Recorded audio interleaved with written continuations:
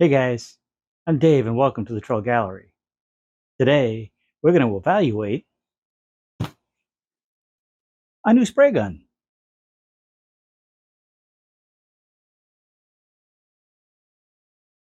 The folks over at Tiswall sent me an HVLP or high velocity low pressure spray gun to put it through its paces. Now I've been using HVLP spray guns for over 30 years now. I've had an entry level gun, I've had expensive guns, I've had guns with lots of features. So let's see what this has to offer besides a very reasonable price point. Let's start with the unboxing. There's the usual assortment of parts. The gun itself, which looks to be 100% plastic. The turbine, which is very lightweight. An 8.2-foot hose. And the instruction manual. The parts bag contains a blank cover for the paint cup, a shoulder strap for the turbine, a couple of cleaning tools, a viscosity cup, 3 additional seals for the cup lid, 3 additional seals for the pickup tube, and 2 additional tips for the gun.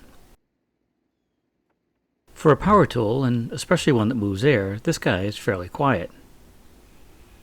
The noise level in my shop hovers around 40 decibels. With my fans running, the noise level jumps to around 59 decibels. And when I turn the spray gun on, it runs around 70 to 75 decibels. And while it's recommended that hearing protection be worn for things over 85 decibels, I'd still wear them while spraying. This chart gives you a good idea of some of the common decibel levels. Before I could actually paint with this gun, I had to thin the primer I was going to spray. To see if it was thin enough, I dipped the viscosity cup into the paint and timed how long it took for the paint to run out of the cup. You're not looking to completely empty the cup, you're just looking for when the material stops flowing steadily. The initial thinning took 1:45 seconds to run through the viscosity cup. Now the chart that comes with the gun doesn't give a time for latex paints, but the oil-based paints are listed at 30 to 50 seconds. I thinned the paint again and retested. Just make sure to clean out your viscosity cup before trying again. You want to make sure that there's no residual thick paint in that cup. This time I got a finish time of 58 seconds, and I've been spraying long enough to know that I didn't want to go any thinner with this material. A good rule of thumb is to not thin your paint more than 20%. With the primer thinned, I could fill my paint cup. Straining your materials keeps any impurities out of the gun and your finish.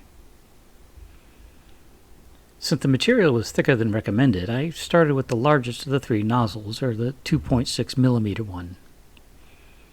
Interestingly, the gun allows you to change nozzles, but there's only one needle. The guns I've used in the past usually have a needle that's matched to its nozzle.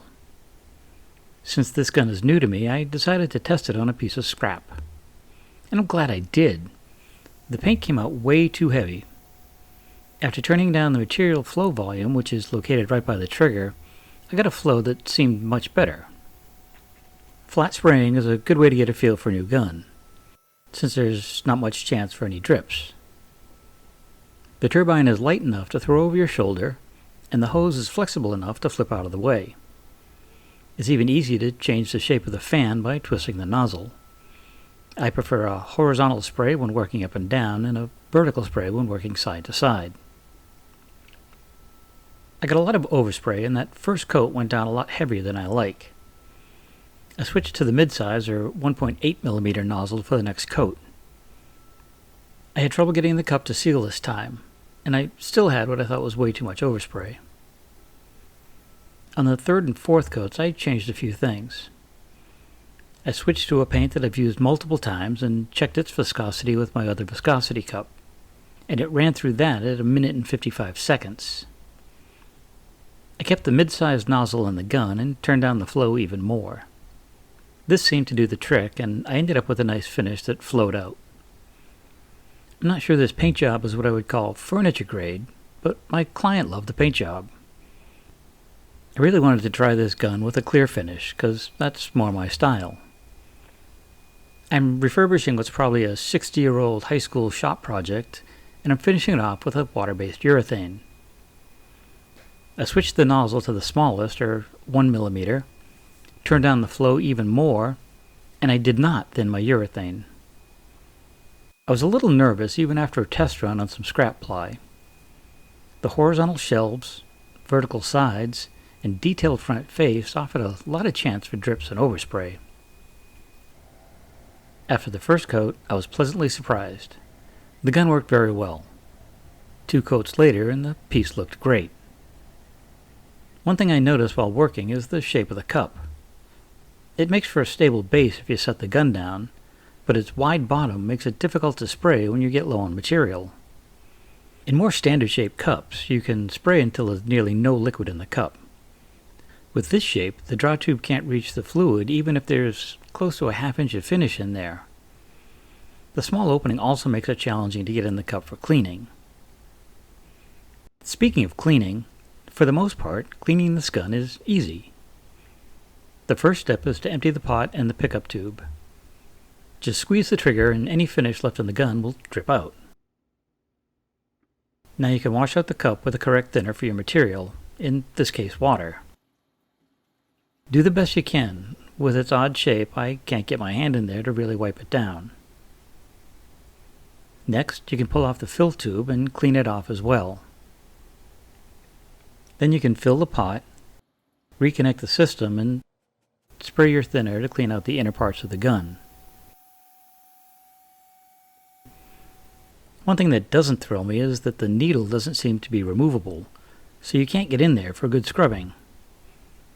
And while it may not be a big deal with water-based urethanes, paint or most anything oil-based will probably gum things up over time. The last step is to remove the nozzle and give it a good cleaning as well. The small cleaning needle that comes with the gun helps to get those tight openings here. So after using this gun on a few projects, what are my thoughts on it? Well, the owner's manual is a bit sparse on information, and I think their thinning chart could use some work. But the gun is lightweight, easy to carry around, and with a little patience and some practice, I think you can get a good finish with this gun. Best of all, this gun comes at an incredible price. At the time I'm recording this, the gun is available on Amazon for just about $70. And the manufacturer has been kind enough to leave me a discount code, which I'll put in the description below. So if you're in the market for an entry-level HVLP spray gun, you might want to check that out. This may not give you the same result as a high-end professional spray gun, but it's a great way to introduce a spray finish to your projects. If you have any questions or thoughts on this video, drop them in the comments below. I'd love to hear it. I'd also like to hear what kind of finishing you do. Do you use a spray system? And if so, what kind? If you enjoyed this video, maybe think about giving us a thumbs up and sharing it with friends. And if you haven't already, maybe it's time to hit that subscribe button and the little bell so you get notified each time I put out a new video. I'm never sure what's coming up next, but it should be something interesting. So until then, have a great day, stay safe, and we'll see you soon.